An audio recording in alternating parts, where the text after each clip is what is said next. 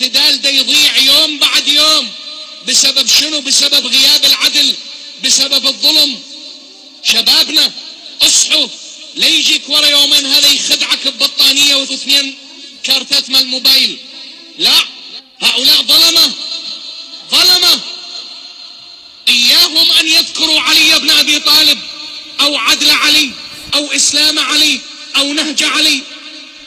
أبعد الناس خلقا وخلقا عن نهج علي هؤلاء القابعين في قصورهم. أين هم عن عدل علي؟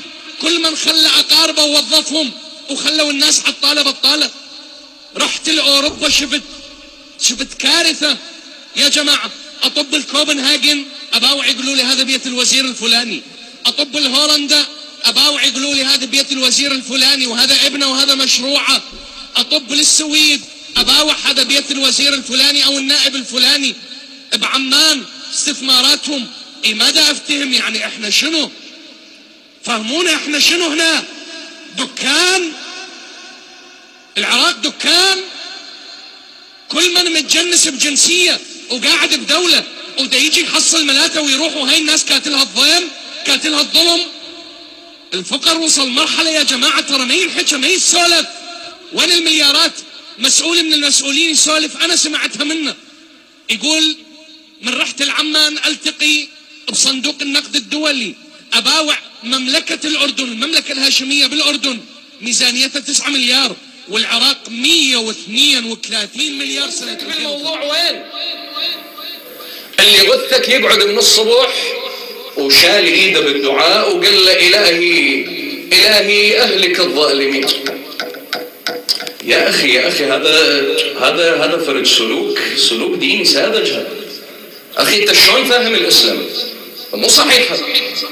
يعني شلون رب العالمين الله سبحانه وتعالى خلقك خليفة إلى بأرضه وسخر لك كل الأسباب تستخدمها أنت. الله عز وجل من يريد يهلك الظالم بمن يهلكه، مو بيد الإنسان لو أنا غلطان، مو تقوم الثورة على الظالم. تمام؟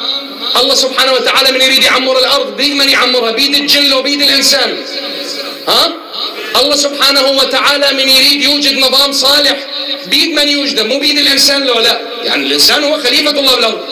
يعني يا أخي أنت إذا قاعد حاط رجل على رجل وقاعد إلهي اهلك الظالمين الله ينتقم، وينك ويش حكي؟ ثم انت حشايه والثانيه ذبها براس عالم واطلع منها سالم.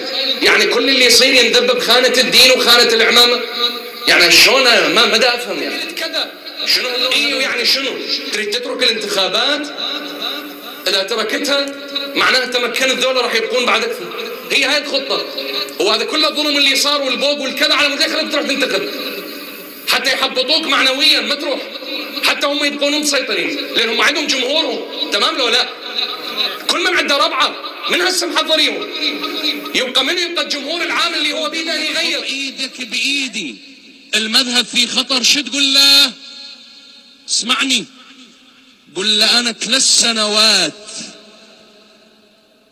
سنوات انا ادافع عن العراق ضد داعش. شرفكم سمعت فد يوم شهيد ابن مسؤول